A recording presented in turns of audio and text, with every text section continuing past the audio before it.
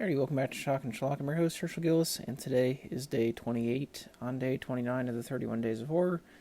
Um, yeah, I'll be caught up again today. The rest of the week will be normal. So anyway, today is 2024's Late Night with the Devil, directed by Cameron Cairns and Colin Cairns.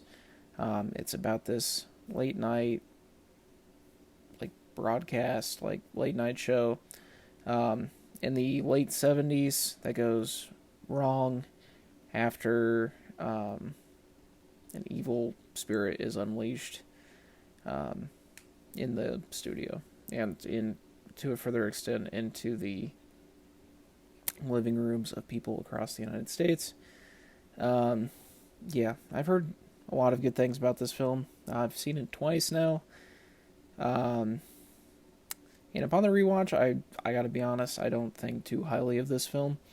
I know a lot of people really enjoyed it, but let's get into it. The first thing that I do want to praise in this is David Dastmalchian. I think that's how you pronounce his name. Um, as Jack Delroy, he's like our lead. He plays, like a Jimmy Carson type of role. I think he does a good job, and the role is believable for the most part, and does a good job. I think really the main cast in this is not bad at all. Like the central group of characters, we have a doctor that wrote this book about a possession of a young girl, and Jack's assistant, the young girl, and this guy named Christu, who's like a psychic type of guy, and a guy named Carmichael Haig, who is like a skeptic and he's there to prove everything wrong. These like central cast is like going through this like possession thing, and you know, it kind of goes how you'd expect with the skeptic, always going against it, and them trying to prove that this is a real thing that happens.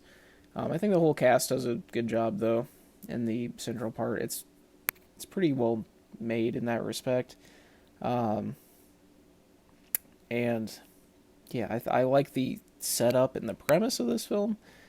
That's kind of where it ends. I think this is a very, very mediocre film, um, mainly due to the fact that this is found footage, and it is complete nonsense in the way that it's found footage. It's found footage that immediately does things that couldn't be in it. Like, not even from like a paranormal or like, fictional version.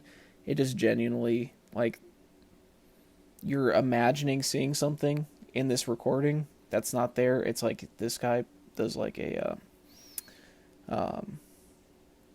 he hypnotizes you, so you're supposed to see that this, but how would that work? Because if you just rewound the tape where you didn't see the part where he hypnotized you, you'd still see this thing that's in the film.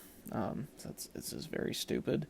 And going, I'm not going to spoil anything, but towards the end, there's something that also doesn't make sense whatsoever as found footage. At one point, it almost feels like they attempted to stop making it found footage because there's like a dream sequence that's shown on camera. It's really, really poorly done in that way.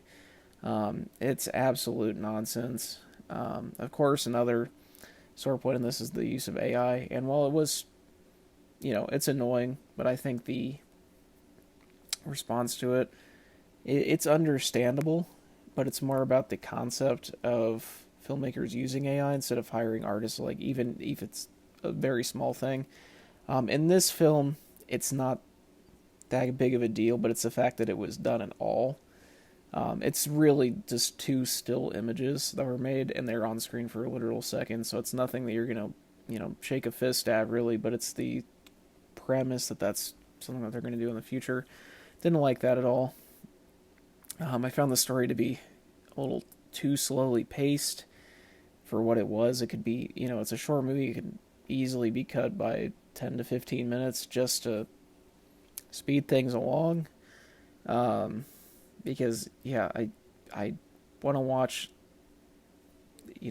if you're going into this wanting a possession movie, you don't want the possession to be, like, way later into the film. Yeah, this Didn't care for it personally. Yeah, the even the concept grew tired by the end of the movie. I don't care for this one at all. I gave it 2.5 out of 5. I think that might even be generous for what this is. And I know a lot of people really like this movie. And if you want to watch it, give it a go. I know some people really enjoyed it. I just really did not. So, anyway, that's it for that. Zero thoughts, zero editing, zero planning, and zero brain cells. Make sure to subscribe if you haven't. Keep your notifications on. I'll see you guys later. And as always, I've been your host, Joshua Gillis, signing off for today. Thanks for watching.